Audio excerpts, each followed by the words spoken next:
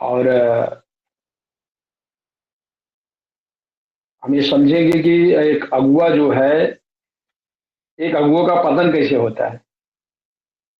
आज का जो हमारा विषय है वो एक अगुआ का पतन कैसे होता है, इस बात पे हम चर्चा करेंगे। क्योंकि यदि आप अगुवाई में बढ़ना चाहते हैं या अगुआ आप हैं या अगुआ बनेंगे, तो आपको ये बात भी जानकारी होना बहुत जरूरी है कि एक अगुआ का पतन कैसे होता है। जब आपको ये जानकारी होगा तो आप अगुवाईपन में पतन होने से आप बच सकते हैं। एक अगुआ का पतन कैसे होता है, इस बात को समझने के लिए हम आपको, जो इजरायलियों का सबसे बड़ा अगुआ है और जिसका नाम शमशोन है, उसके विषय में सभी जानते हैं। उसका पिक्चर भी आप देखे होंगे, आप पढ़े होंगे। आप शमशोन जो है इजरायलियों की बहुत बड़ा अगुआ था, बड़ा अभिषिक्त था, उसके जैसा सामर्थ्य अगुआ कोई नहीं था। और परमेश्वर उसे विशेष काम के लिए चुना था, इजरायलियों को छुटकारे के लिए चुना था। और एक अच्छा अगुआ होने के नाते उसका पतन हो गया। पतन होने का कारण क्या था? क्योंकि वो सामर्थ तो पाया, पवित्र आत्मा तो पाया, लेकिन शिक्षा को ग्रहण नहीं किया, शिक्षा पर ध्यान नहीं दिया। उसका पतन होने का कारण यह था। अब सही शिक्षा लिया होता, सही से अपने को ट्रेंड किया होता शिक्षा के द्वारा, शायद इजरायलियों का अगुआ जो शमशोन था उसका पतन नहीं होता। वो जेल में नहीं जाता, अंधा नहीं होता, और बाद में वो बड़ी बुरी तरह मरता है, उसी से बच जाता। शिक्षा के अभाव में, प्रभु के ज्ञान के अभाव में, जिसे बाइबल होता है मेरे ज्ञान न रहकर मेरी प्रजा नाश हो जाती है, ऐसे ही शमशोन का भी नाश हो गया सर। और एक बहुत दुखद घटना थी शमशोन के जीवन में, जब वो इजरायलियों के लिए कुछ नहीं कर पाता है और उसका पतन हो जाता है। ऐसे बाइबल में और बहुत से अगुए हैं। हम गिदौन को लेते हैं, गिदौन भी एक अच्छा अगुआ था। और गिदौन जो है, परमेश्वर उसे चुना था, उसको ग्रहण किया था। और उसकी पहले जब गिदौन जब अगुवाई में आया तो लोगों ने उसे विश्वास नहीं किया। लेकिन उसने जो भेंट चढ़ाया परमेश्वर को, परमेश्वर उसके भेंट को ग्रहण किया, और उसको देख करके बहुत से इजराइली लोग उस पर विश्वास किया, उसकी बात को माने और उसके साथ जुड़ गए। और गिदौन 300 लोगों को लेकर के पूरे मिदानियों को जीत लिया सर। क्योंकि मिदानी लोग जो है इजरायलियों को बहुत परेशान करते थे सर। मिदानी लोग साल भर में आते थे और इजरायलियों का सब लूट ले जाते थे। इसलिए इजरायली लोग प्रार्थना करने लगे और परमेश्वर ने गिदौन को चुना इजरायलियों को छुटकारे के लिए। और गिदौन एक अच्छा अगुवाई किया, बहुत अच्छा अगुवाई किया सर। और उसे उसकी अगुवाई से इजरायलियों को बहुत फायदा हुआ। और भाई बताता है सारे मिदानियों को उसने भगा दिया। परमेश्वर की सामर्थ्य से उसने लड़ा, परमेश्वर भरोसा करके लड़ा। लेकिन गिदौन का पतन कैसे हुआ, उसके परिवार का पतन कैसे हुआ, ये बात आपको जानना जरूरी है सर। शमशोन जहाँ शिक्षा का अभाव में उसका पतन हो गया, और गिदौन के पास शिक्षा थी, लेकिन जब वो इजरायलियों को विजय दिलाया और मिदानी जब हार गए, और गिदौन काफी फेमस हो गया, काफी उसका वर्चस्व बढ़ गया। और लास्ट में भाई बताता उसका भी पतन हुआ। गिदौन का कैसे पतन हुआ, एक हम वचन पढ़ेंगे और उस पर चर्चा करें कैसे पतन हो रहा है, क्या वजह से उसका पतन हुआ, आप ध्यान समझे सर। तो देखिए, एक अच्छा अगुवाई में लगातार बने रहने के लिए पतन से अच्छी शिक्षा को होना बहुत जरूरी है, अच्छा ज्ञान होना बहुत जरूरी है।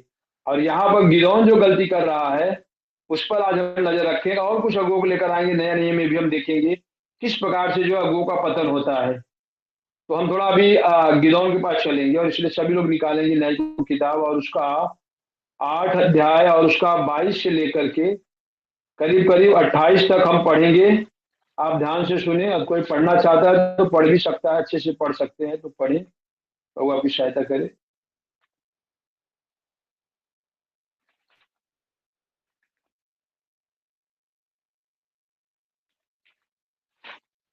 न्याय को 8 अध्याय।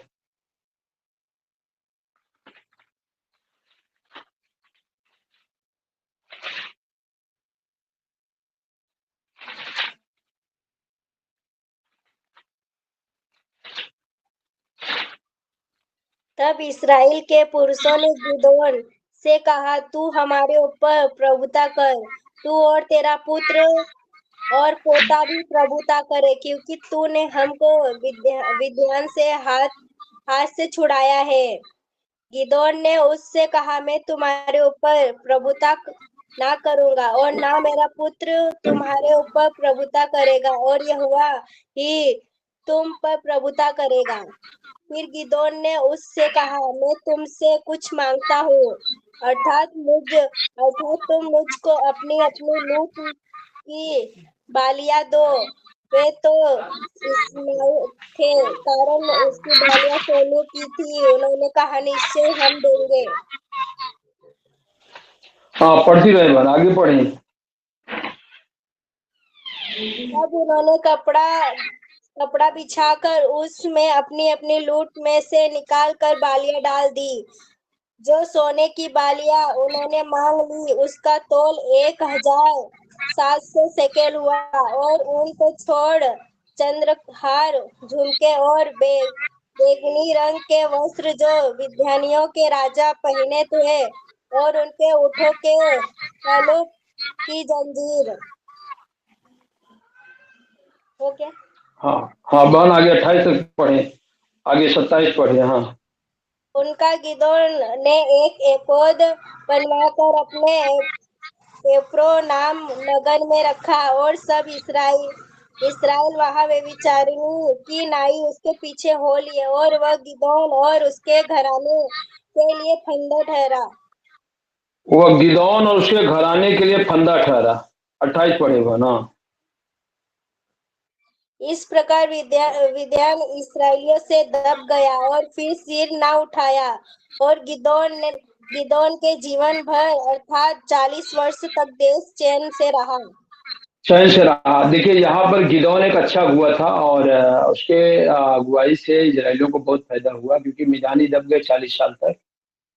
और जैसे ही गिदौन ने अगुवाई अच्छा किया, और जब उसका अगुवाई बहुत प्रभावशाली हो गया, बहुत फेमस हो गया, जिसे मैं आपसे चर्चा कर रहा हूँ, तो गिदौन काफी प्रभावशाली हुआ। तो उसने एक बड़ी गलती किया, जो उसका भी पतन हुआ और उसके घराने का भी पतन हुआ। किसने उसने क्या काम किया?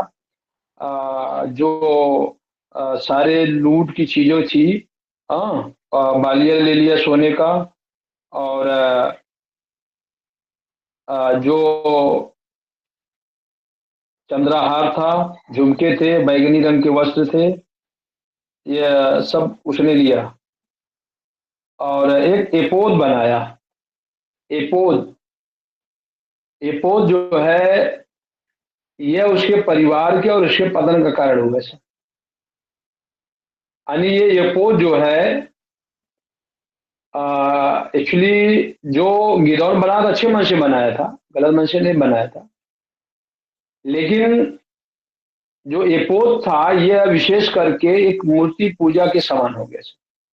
परमेश्वर से लोग भटक करके, यहाँ तक कि गिदौन का घराना भी जो है और गिदौन, ये लोग भी भटक कर एपोद को स्थान दिए, और ये एक मूर्ति पूजा के समान है सर। यानी इतना अच्छा अगुआ, और इतना अच्छा अगुवाई करने के बाद जो है, और उसका उसका परिवार जो है मूर्ति पूजा में चला गया, मूर्ति पूजा में चला गया। तो मूर्ति पूजा का जो कारण है, आप ध्यान लीजिएगा, नया नियम में लिखा है कि मूर्ति पूजा का मतलब लालच है। लालच। तो एपोद को परमेश्वर का चिन्ह, एपोद मतलब एपोद जो है परमेश्वर का चिन्ह है। और परमेश्वर के चिन्ह को बना करके जो गिदोन ने गलती किया उसके कारण उसका पतन हुआ। सर यहाँ पर एक गिदोन के पतन कारण यह है कि वो कहीं लालच में आ गया सर, जो चीज नहीं करना चाहिए था वो उसने किया। ऐसे पुराना नियम में बहुत से जो अगुए थे वो पतन से, आपका वो जो मूसा का भाई हारून था उसका भी पतन हुआ। और जो इस्राएलियों का राजा था और दाऊद, और इसके बाद साउल, साउल के बाद सुलेमान, ये सबका पतन हुआ है अगुवाई में कई कारणों से। देखिए सुलेमान क्यों गया, क्योंकि सुलेमान जो है वो परमेश्वर का आज्ञा पालन नहीं किया और व्यभिचार में गया, उसका पतन हो गया। भाई में ढेर सारे ऐसे अगुए मिलेंगे जिनका पतन हुआ है ऐसे। और ये पतन का कारण है जो है लापरवाही से, लापरवाही जो है इस पतन का कारण है सर। अगुआ जो है वो लापरवाही करेगा, परमेश्वर को लेकर के असावधानी करेगा, तो यह पतन होने की संभावना रहती है। और अगर आप अगुवाई बढ़ना चाहते हैं, आप अगुआ हैं या आप अगुआ मानने वाले हैं, ये सारे अगुओं की जिंदगी को आप बराबर पढ़े सर। जितने अगुए हैं बाइबिल में, पुराना नियम में नया नियम में, सारे अगुओं का आप जीवनी को आप गहराई से पढ़ें, जिससे आपको समझ में आ सके कि एक अगुआ का पतन कैसे हुआ है। और आप भी अगुवाई में बढ़ रहे हैं तो आपको भी समझना हमारा पतन न हो, हम न गिरे परमेश्वर के साथ, हम विश्वास से न भटके, हम लगातार विश्वास से बने रहें, लगातार अगुवाई में हम बढ़ें, बढ़ते जाएं। जैसे एक पेड़ लगा दिया गया है, पेड़ बढ़ता है, बढ़ते रहें और लास्ट तक आप बने रहें, फलवंत रहें। तो यहाँ पर जो है कुछ अगुओं का मैंने पुराने नियम से उदाहरण दिया, जो लोगों ने कई कारणों से जो है उनका पतन हो गया। अब कुछ अगुए हम नया नियम में लेकर आते हैं जिनका पतन हुआ है, थोड़ा नया नियम के अगुओं को भी हम देख लेते हैं जिनका पतन हुआ है, इस बात को समझने की कोशिश करें सर। देखिए अगुवाई एक ऐसी चीज है जो परमेश्वर के सामर्थ्य से संभव है, परमेश्वर के अभिषेक से संभव है और परमेश्वर की आत्मा के द्वारा संभव है। यह कोई ऐसा काम नहीं है कि कोई मनुष्य अपने मन, अपने बुद्धि, अपने बल से कर सकता है। अगुवाई के लिए संपूर्ण रीति से परमेश्वर सामर्थ्य और बल की जरूरत पड़ती है, और ये बल और सामर्थ्य परमेश्वर जब हमें देता है तो उस चीज को बनाए रखना हमारी बुद्धिमानी है। परमेश्वर आपको आत्मा दिया है, वचन दिया है, उसके साथ चलते रहना ही ये बुद्धिमानी है। लगातार उस पर अभ्यास करते रहना ये एक सफलता है। और जब हम लापरवाही करते हैं तो इस प्रकार से हमारे जीवन में परमेश्वर की सामर्थ्य जो है या अभिषेक जो है वो खत्म होता है। तो अभी पुराने नियम हमने देखा, नया नियम में एक कई अगुए हैं जो गिरे हैं, लेकिन उसमें से एक अगुआ को हम आज लेते हैं। वो है एक वचन पहले हम पढ़ेंगे नए नियम में, और वहां पर देखिए एक अगुआ का पतन हो जाता है, जिसको पौलुस खुद इस बात को बोलता है। एक अच्छा अगुआ है और वो उसका पतन हो जाता है। और एक वचन हम पढ़ते हैं, वो है आपका 2 तीमुथी 4:10, क्योंकि देहमास ने इस संसार को प्रिय जानकर मुझे छोड़ दिया है और थिस्सलुकियों को चला गया, क्रेक्रेस गलातिया को और तितुस दलमतिया को चला गया। देखिए क्योंकि देहमास भी एक सेवक है सर। देहमास जो है एक सेवक है। ये बात हम और कुछ वचनों द्वारा प्रूव करेंगे आपके सामने कि देहमास जो है किस प्रकार से उसका पतन हो जाता है।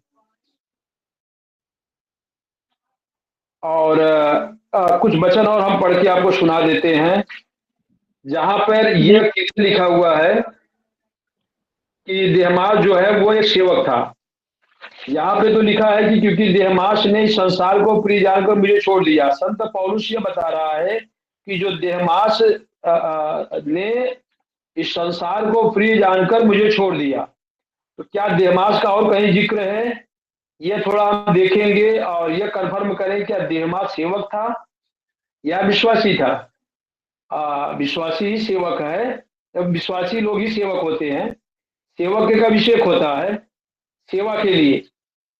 और यहाँ पर आप ध्यान दीजिएगा, देहमास जो है संसार को ऊपरी जानकर पौलुस बोल रहा है मुझे छोड़ दिया।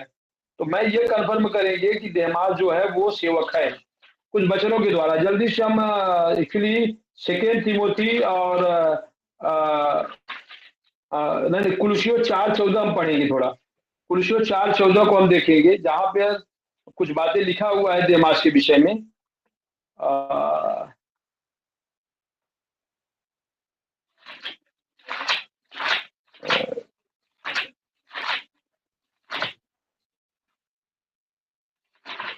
चलिए किसी मिला पढ़ सकते हैं, मैं ढूंढ रहा हूँ एक मिनट।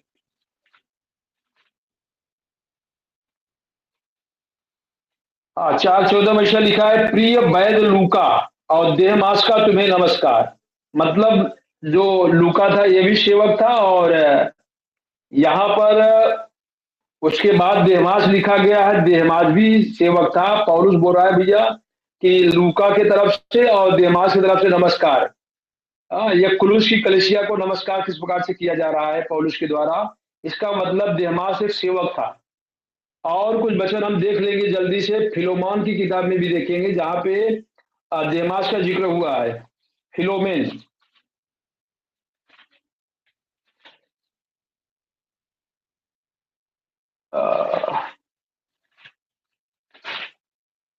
फिलोमोन 1:14 में लिखा है, हमारे लोग भी,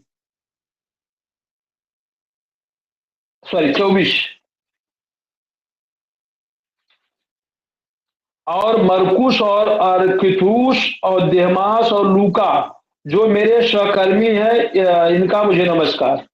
मतलब पौलुस बोल रहा है कि जो जैसे मरकुस हमारा सहकर्मी था, हमारे साथ सेवा कर रहा था, और क्रूज जैसे हमारे साथ सेवा कर रहा था, ऐसे देहमास भी हमारे साथ सेवा करता था, और लूका भी हमारे साथ सेवा करता था। इसका मतलब देहमास एक सेवक था। यह एक नया नियम का सेवक था, अच्छा सेवा कर रहा था। शुरुआत में इसकी सेवकाई बहुत अच्छी थी, और प्रभु के राज्य के लिए हमेशा खड़ा रहता था, बहुत उत्साहित रहता था, और पौलुस के देखो साथ में सेवा करता था। और पौलुस इसके तरफ से नमस्कार भी कलीसिया को बोल रहा है, ठीक है। लेकिन फिर देहमास जो है संसार को प्रिय जान लिया, अगुवाईपन से जो है हट गया, विश्वास से हट गया, सेवा से हट गया। क्या कारणों से हट गया ये बात आपको समझना जरूरी है, क्योंकि हम सभी नया नियम के संत हैं सर, नया नियम के अगुआ है, और देहमास भी नया नियम के अगुआ है। चलो पुराने नियम के हुए जो उनका पतन हुआ आपने देखा, जैसे शमशोन का हुआ, गिदौन का हुआ, सुलेमान कई लोगों का हुआ। लेकिन यहाँ देमास का पतन किन कारणों से हुआ है उस पर हम आपके दिमाग को लेकर जाएंगे। आप समझने की कोशिश करें मेरे भाई, क्योंकि अगुवाई में बढ़ने के लिए अगुओं की जिंदगी को आपको समझना बहुत जरूरी है। अगुआ के बढ़ने के लिए जो हथियार है वो आपको मालूम होने चाहिए, लेकिन साथ साथ ये भी आपको मालूम होना चाहिए कि अगुआ का पतन कैसे होता है, कैसे अगुआ गिरता है, और लोग अगुवाई में क्यों नहीं बढ़ पाते हैं, और जो अगुआ हैं वो उनका कैसे पतन होता है। ये सारी बातें जो है हम समझने की कोशिश करेंगे सर। तो पहली बात आप ध्यान दीजिएगा, यहां पर जो सेकेंड तिमोथी 4:10 में लिखा है कि देहमास ने संसार को प्रिय जान लिया और मुझे छोड़कर चला गया, थिस्सलुनीकियों को चला गया। क्रेस क्रेस ये क्रेस गलातिया को चला गया, और तीतुस दलमतिया को चला गया। इसका मतलब पौलुस साहब जो है करीब यहाँ पे 3 सेवक दिखाई दे रहे हैं, देमास और ये जो क्रेस, इसका नाम थोड़ा हम बराबर देख लेते हैं।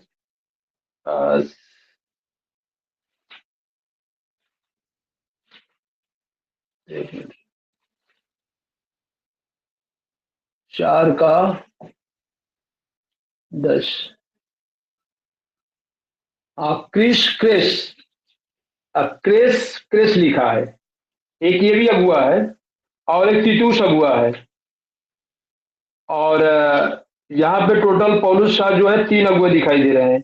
और देखिए तीतुस भी जो है वो भी पौलुस के साथ सेवा करता था। तो कई लोगों के टीम के साथ पौलुस सेवा कर रहा था, और उसमें से आप ध्यान दीजिएगा, देमास ने आधुनिक युग के आकर्षण में वो पौलुस बाजार में मेरा परित्याग कर दिया और थिस्सलुनीकियों नगर को जाना उपयुक्त समझा, और जो क्रेस था वो गलातिया को चला गया, और तीतुस दलमतिया को चला गया, ये सारे। और जो जैसे पौलुस के साथ तीतुस सेवा करता था, देमास भी सेवा करता था, ये भी एक सेवक था सर। अब ये सेवक इतना अच्छा था और इसका नाम बाइबल में कई जगह लिखा गया है, और किस प्रकार से इसका पतन हो जाता है। पहली बात जो यहाँ पर आप समझने की कोशिश करें, यह जो है इस संसार को प्रिय जाना, इस संसार को प्रिय जानना क्या है आप समझे सर। अगर आप अगुवाई में बढ़ना चाहते हैं या आप अगुआ हैं या जो अगुवाई में आने वाले हैं, उनको यह बात अच्छी तरह समझना, संसार को प्रिय क्या है, संसार को प्रिय जानना क्या है सर। आज ये बात को आपको समझना है। यहां पर जो लिखा है संसार को प्रिय जानकर, यानी जो देमास था वो संसार को प्रिय जाना। ये संसार को प्रिय जानना क्या मतलब है, तो इसके लिए हम कुछ वचन आपके सामने जिससे आप समझ सके कि यह संसार को प्रिय जानना क्या है। संसार को प्रिय जानने का मतलब संसार से प्रेम करना, संसार से प्रेम करना। यानी जो देमास था पहले वो परमेश्वर से प्रेम करता था और बाद में फिर वो संसार से प्रेम करने लगा। अब ये बात समझने के लिए मैंने एक वचन और कोट करेंगे। अगर आप अगुवाई में बढ़ना चाहते हैं, अगुआ होने के लिए आ रहे हैं या अगुआ हैं, तीनों कंडीशन में आप ये ध्यान दीजिएगा सर, ये बहुत इंपॉर्टेंट है। आप किससे प्रेम करते हो, आपके जीवन में पहला स्थान किसको दिया जा रहा है, ये आप ध्यान दीजिएगा। कुछ लोग शुरू में पहला स्थान प्रभु को देते हैं, बाद में धीरे धीरे क्या होता है, वो परमेश्वर का स्थान देना छोड़ देते हैं, संसार को देने लगते हैं। चलिए कुछ वचन हम पढ़ के फिर इस बात पर हम चर्चा करेंगे, और वो है एक्चुअली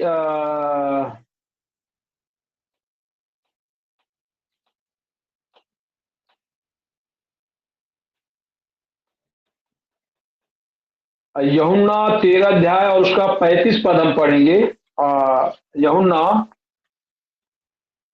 13 अध्याय का 35 पढ़ेंगे।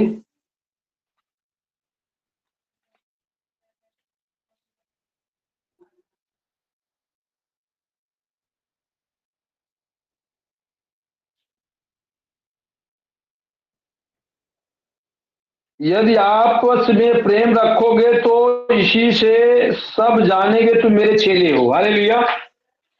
इसका मतलब जो देमास था शुरू में वो आपस में प्रेम करता था, मसीह लोगों से प्रेम करता था, परमेश्वर से प्रेम करता था। बाद में क्या हुआ, कुछ तो गड़बड़ हुआ सर। लेकिन यहां पर बाइबल लिखा है जिसे आप पढ़ रहे हैं, यूहन्ना किताब 13 अध्याय 35 में लिखा है, यदि हम आपस में प्रेम रखें तो इसी से सब जानेंगे तुम मेरे चेले हो। एक चेले की यह पहचान है, यह चेले का आइडेंटिटी कार्ड है सर। एक मसीह जो चेला होता है, जो मसीह अगुआ होता है, अपनों से प्यार करता है। क्या है, सॉरी अपनों से नहीं है सर इसमें। यदि हम आपस में प्रेम करें, मतलब अपने में प्रेम करें, जो मसीह भाई लोगों से प्रेम करना और मसीह से प्रेम करना, यह एक पहचान है चेलों का, अगुओं का सर। और कुछ वचन हम ले लेते हैं जो यूहन्ना किताब 14 के 15 में लिखा हुआ है। और देखिए, यदि तुम मुझसे प्रेम रखते हो तो मेरी आज्ञाओं को मानोगे। इसका मतलब जो देमास था शुरू में परमेश्वर से प्रेम करता था, परमेश्वर की आज्ञा पालन करता था। यह शुरुआत में उसने अच्छा किया, और जो कोई परमेश्वर से प्रेम करता है या परमेश्वर विश्वास करता है, उसकी पहचान है कि आज्ञा पालन करता है, सारी आज्ञा को पालन करता है, वचन अनुसार चलता है। जब लोगों का प्रेम ठंडा होता है या उनका विश्वास जब परमेश्वर से कम होता है, तब वो परमेश्वर की आज्ञा पालन करना छोड़ देते हैं। यहां से खतरे का जो है घंटी बजना शुरू हो जाती है। और देमास का ऐसे ही कुछ हुआ सर। और कुछ वचन हम लेंगे और अब यहाँ पर क्लियर हो जाएगा देमास ने क्या किया है। जैसे पौलुस वहां पर बताया कि देमास ने क्या काम किया, उसने संसार को प्रिय जाना। यानी देहमास जो है सेवक होकर के परमेश्वर से प्रेम करना चाहिए, परमेश्वर की आज्ञा का पालन करना चाहिए। लेकिन वो जो है परमेश्वर से आज्ञा पालन करना छोड़ करके, परमेश्वर से प्रेम करना छोड़ करके, जैसे यूहन्ना की किताब 15 अध्याय और उसका 7 से लेकर के, सॉरी कुछ वचन को हम देखेंगे। यूहन्ना किताब 15 अध्याय,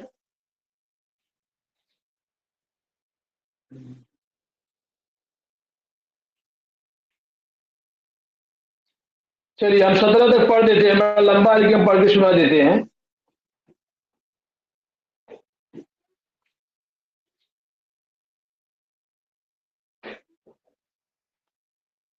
यदि तुम मुझ में बने रहोगे और मेरा वचन तुम में बना रहे, तब तो जो चाहो मांगो वह तुम्हारे लिए हो जाएगा। मेरे पिता की महिमा इसी से होती है कि तुम बहुत से फल लाओ, तभी तुम मेरे चेले ठहरोगे। जैसा पिता ने मुझसे प्रेम रखा वैसा ही मैंने तुमसे प्रेम रखा। मेरे प्रेम में बने रहो। यदि तुम मेरी आज्ञाओं को मानोगे तो मेरे प्रेम में बने रहोगे, जैसा कि मैंने अपने पिता की आज्ञाओं को माना है और उसके प्रेम में बना रहता हूं। मैंने ये बातें तुमको इसलिए कही है कि मेरा आनंद तुम में बना रहे और तुम्हारा आनंद पूरा हो जाए। मेरी आज्ञा यह है कि जैसे मैंने तुमसे प्रेम रखा वैसे तुम भी एक दूसरे से प्रेम रखो। इससे बड़ा प्रेम किसी का नहीं कि कोई अपने मित्र के लिए अपना प्राण दे। जो आज्ञा मैं तुम्हें देता हूं यदि उसे मानो तो तुम मेरे मित्र हो। अब से मैं तुम्हें दास नहीं कहूंगा, क्योंकि दास नहीं जानता कि उसका स्वामी क्या करता है, परंतु मैंने तुम्हें मित्र कहा है, क्योंकि मैंने जो बातें अपने पिता से सुनी वे सब तुम्हें बता दी।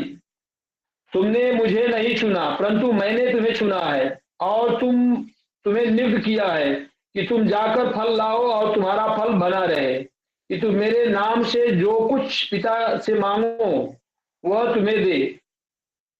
इन बातों की आज्ञा मैं तुम्हें इसलिए देता हूं कि तुम एक दूसरे से प्रेम रखो। देखिए, एक अगुए को परमेश्वर से प्रेम रखना, एक दूसरे से प्रेम रखना, ये बहुत इंपॉर्टेंट है सर।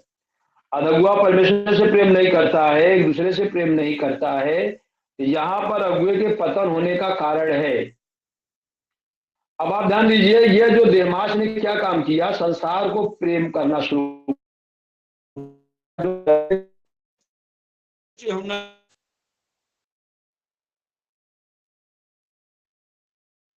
दे रहे हैं। सारे वचन आप नोट करते जाए और याद करें, ये बार बार मनन करें सर। और अगुवाई में बढ़ना की सारी चीजों से हमें बाहर आना होगा जो देमास ने गलती किया, क्योंकि यह अगुआ था, सेवकाई में था और इसने संसार से प्रेम करने लगा। और आप अगुवाई में बढ़ना चाहते हैं, या अगुआ हैं या अगुआ बनना चाहते हैं, तो आपको संसार के प्रेम से मुक्त होना होगा, छुटकारा पाना होगा। और यहाँ पर जो फर्स्ट यूहन्ना किताब 4 अध्याय और उसके 15 और 2 अध्याय और उसका 15 से लेकर 17 तक लिखा है। देखिए यहाँ पर साफ लिखा हुआ, आप देखिए क्या लिखा है, तुम न तो संसार से और न संसार की वस्तुओं से प्रेम रखो। यदि कोई संसार से प्रेम रखता है तो उसमें पिता का प्रेम नहीं, क्योंकि जो कुछ संसार में है, अर्थात शरीर की अभिलाषा और आंख की अभिलाषा और जीव का घमंड, वह पिता की ओर से नहीं है परंतु संसार की ओर से है। संसार और उसकी अभिलाषाएं दोनों मिटते जाते हैं, पर जो परमेश्वर की इच्छा पर चलता है वो सर्वदा बना रहता है। हालेलुया। यहाँ पर जो देहमास था वो शरीर में चला गया, वासना में चला गया, शरीर की क्रियाओं में चला गया सर, और यह उसके पतन का कारण है। परमेश्वर से अलग होकर के एक अन्य संसार में चला गया सर। देखिए, 3 चीजों से आपको बहुत दूर रहना है। यहाँ पर आप ये वचन पढ़कर मैं आपको समझा रहा हूँ। अगर आप अगुवाई में आना चाहते हो, या अगुआ है या अगुआ है या अगुआ पर में बढ़ना चाहते हैं सर, ये सबके लिए लागू होता है, जो अभी अगुवाई में आने वाले हैं, जो अगुआ हैं और जो अगुवाई में बढ़ना चाहते हैं, सबके लिए 3 बातें बहुत ध्यान दीजिए। जो देहमास ने गलती किया है, देहमास ने परमेश्वर से प्रेम कर रहा था, परमेश्वर का आज्ञा पालन कर रहा था, परमेश्वर के लोगों से प्यार करता था, अब वो चीजें उसके अंदर से चली गई। अब यहाँ पर वो संसार की बातों में चला गया। 3 चीजें क्या है जो देहमास ने किया? देखिए, नंबर 1 शरीर का विलासा, ये आप ध्यान दीजिएगा। नंबर 2 वासना। नंबर 3 शरीर की क्रिया। ये आप पे जयवंत नहीं होने पाए, ये आपके अंदर प्रवेश न करने पाए।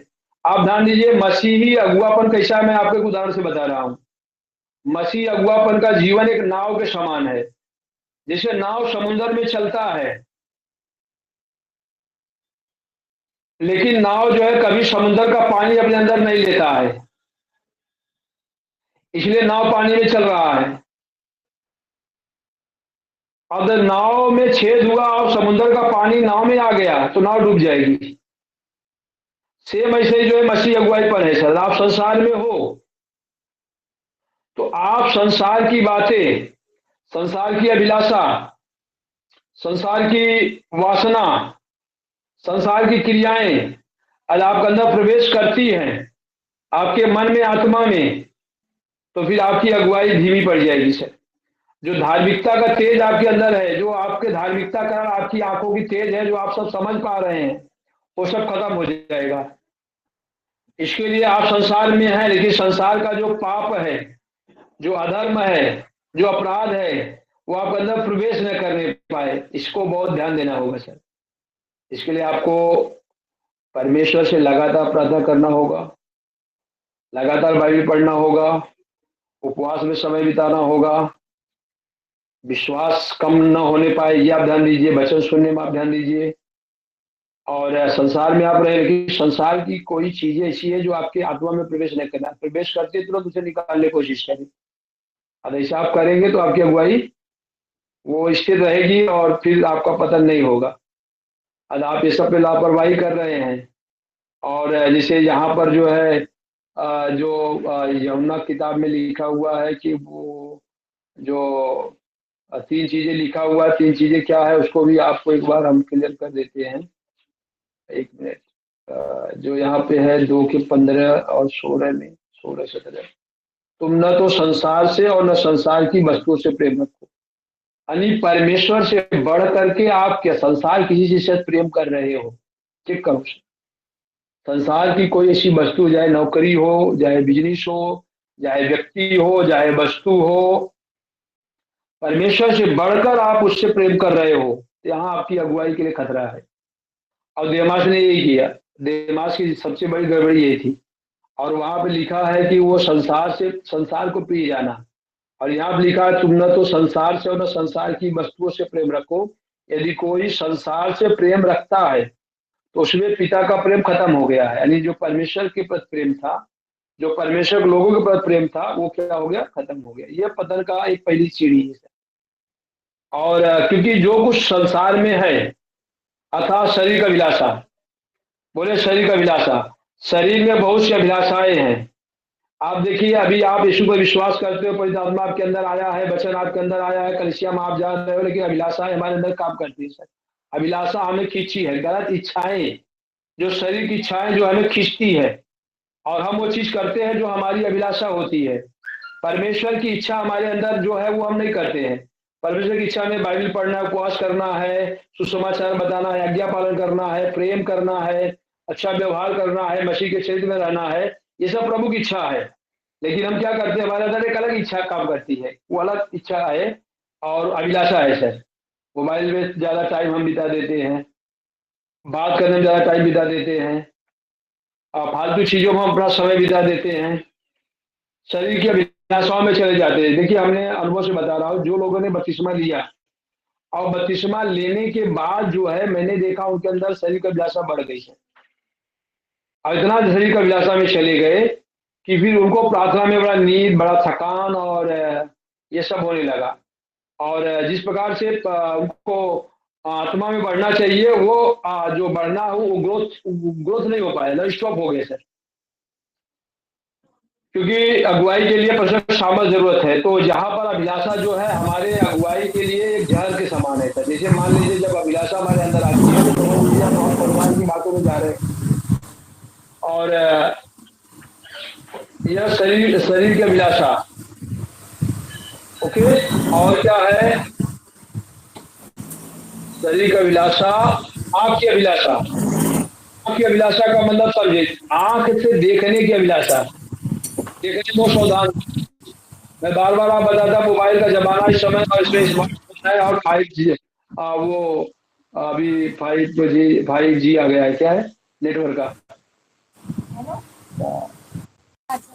यहाँ पर आप ध्यान दीजिए, अब मोबाइल भी हमें खींचता है, क्या करता है?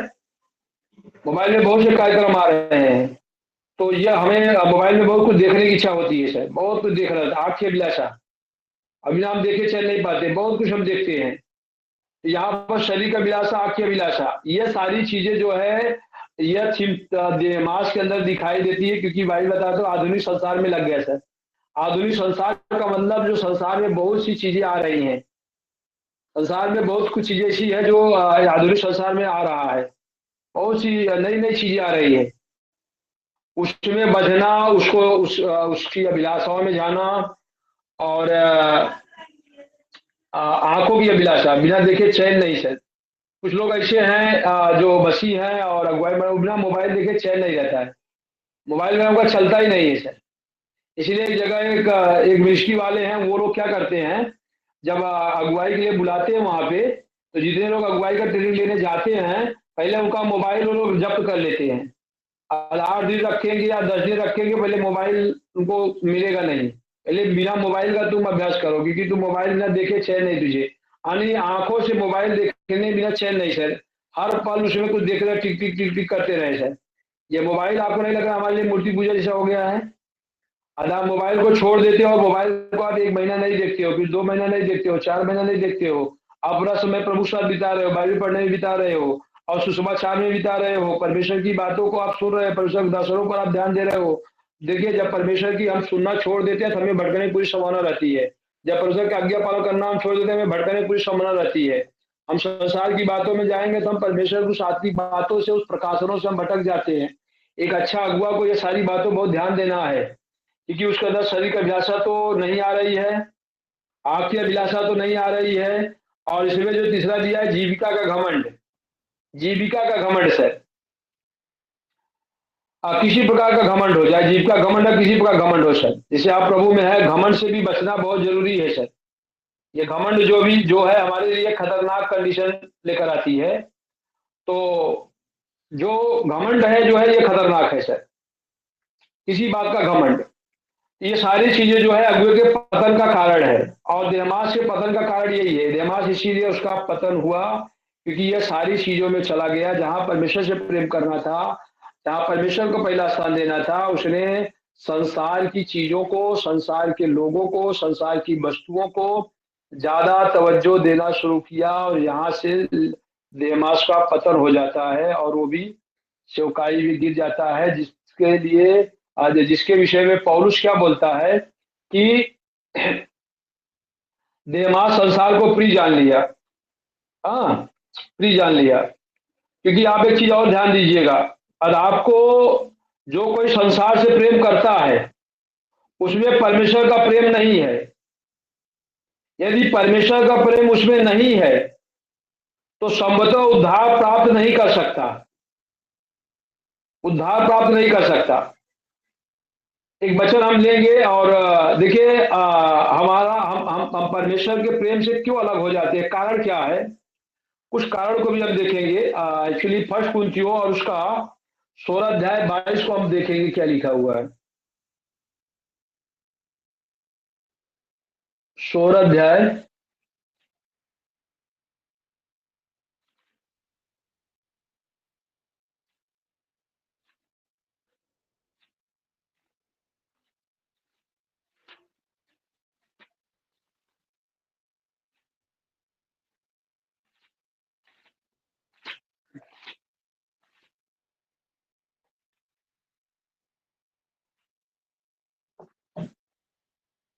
यदि कोई प्रभु से प्रेम न रखे तो वह श्रापित हो।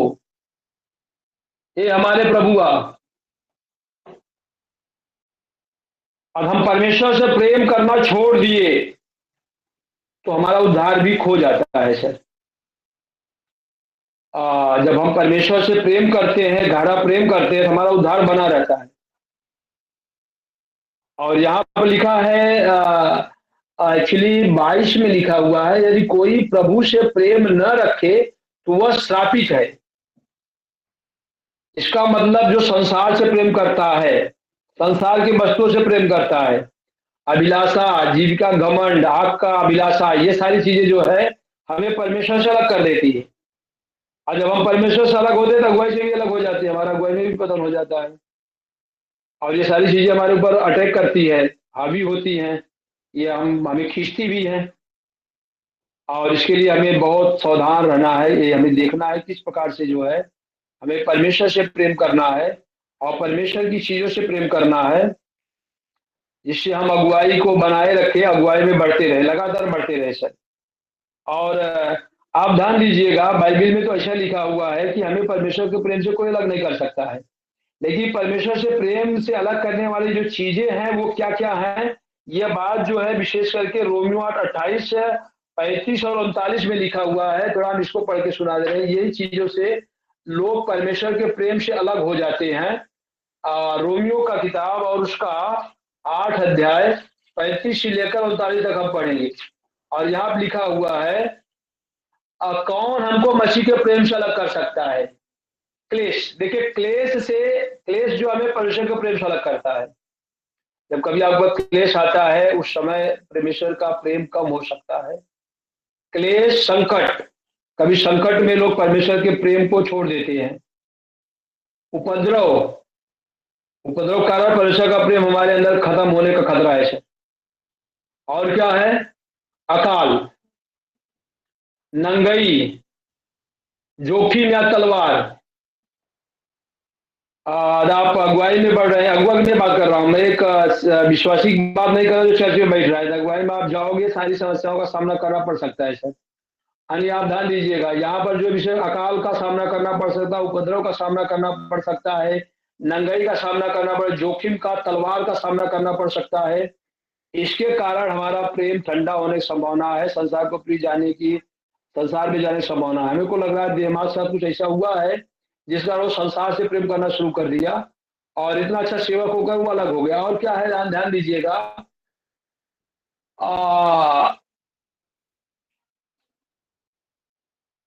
न मृत्यु, मृत्यु, किसी का मृत्यु का डर, और कुछ झूठे स्वर्गदूत, जो स्वर्गदूतों के कारण भी, कुछ स्वर्गदूत भी जो हमें परमेश्वर के प्रेम से भटकाने की कोशिश कर सकते हैं। मृत्यु का डर हमें परमेश्वर के प्रेम से भटका सकता है। और प्रधानताएं, जो शैतानी शक्तियां हैं सर, वो हमें परमेश्वर के प्रेम से भटका सकती हैं। और जो वर्तमान हमारी जो परिस्थितियां हैं, ये भी हमें परमेश्वर प्रेम से भटका सकती है। और जो भविष्य में आने वाली कुछ संकट है, वो भी हमें जो है परमेश्वर के प्रेम से भटका सकती है।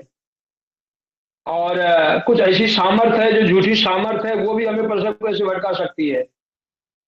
और कुछ झूठी ऊंचाइयां, गहराइयां, कुछ ऐसी ऊंची बातें जो परमेश्वर से ऊंची विचार, सोच, ये भी हमें परमेश्वर भटका सकती है। कुछ ऐसी निराशा की बातें, ये सब पर आपको ध्यान देना। निराशा आ रही है या ऐसे कुछ विचार आ रहे हैं जो परमेश्वर के वचन के खिलाफ है, ये भी हमें परमेश्वर के प्रेम से भटका सकता है। और बहुत सी ऐसी चीजें हैं। हमें लगातार परमेश्वर के प्रेम में बने रहना और परमेश्वर के प्रेम में चलते रहना, परमेश्वर से प्रेम करना, ये हमारे लिए बहुत जरूरी है सर। और देमास का क्या हुआ, उसने परमेश्वर के प्रेम से अलग होकर संसार के प्रेम में चला गया।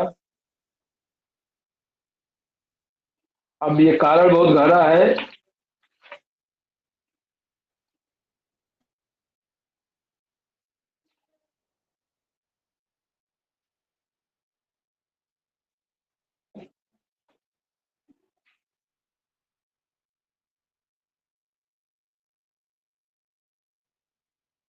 जब देखिए आपका हृदय परिवर्तन होता है, जब आपके अंदर परमेश्वर की आत्मा आती है और आपका मन नया होता है, तो आप ये सब बातों पर बहुत ध्यान दीजिए जो यहाँ पर आप देख रहे हैं।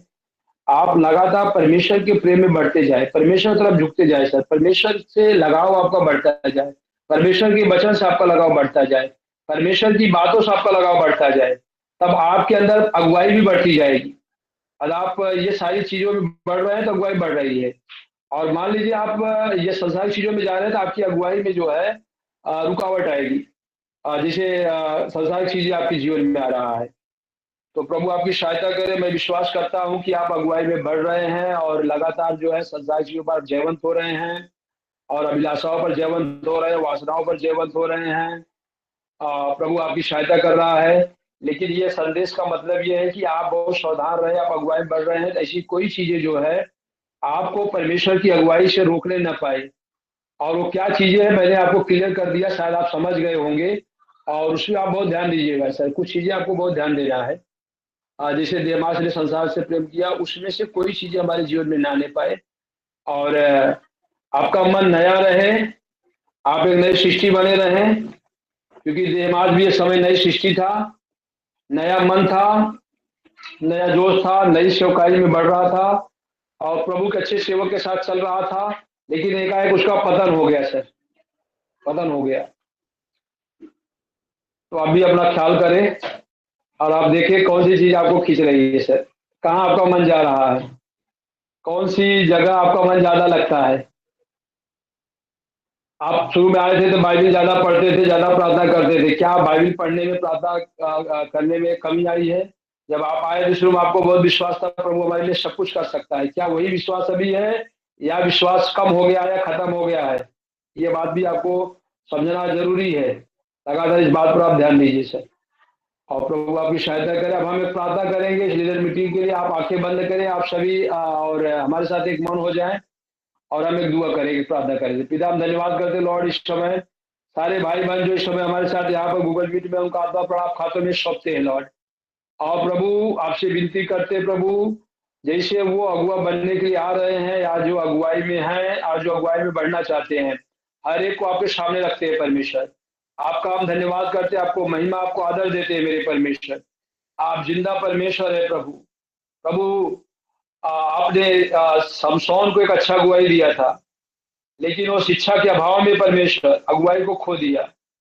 आपने गिदोन को अच्छा अगुवाई दिया था प्रभु, लेकिन वो लालच में आकर अपनी अगुवाई को खो दिया परमेश्वर।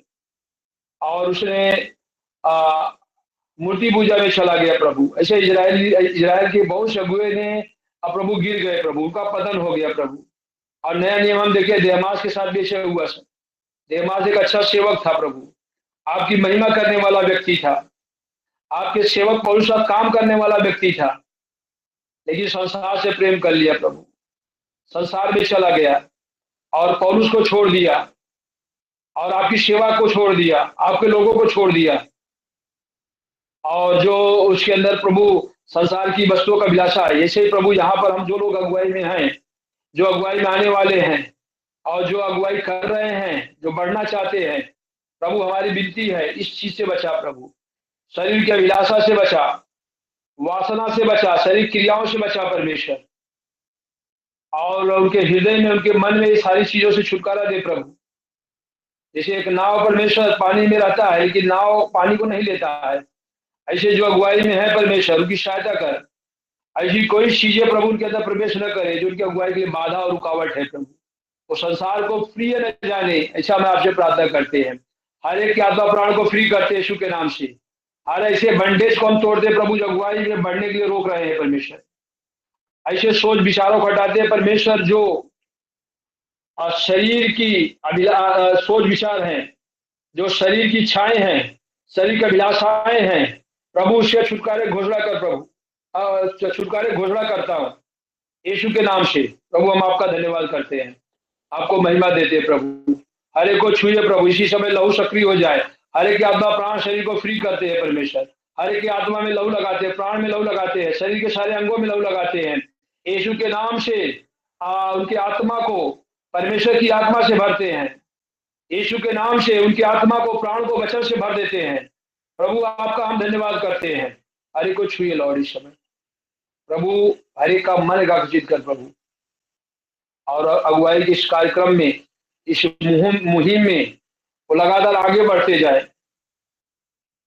कोई रुकावट उनके जीवन में आए उस पर जयवंत हो सके, ऐसा हम आपसे प्रार्थना और विनती करते हैं प्रभु। आपका हम धन्यवाद करते हैं, यीशु के नाम से हम प्रार्थना करते हैं और मांगते हैं, आमीन।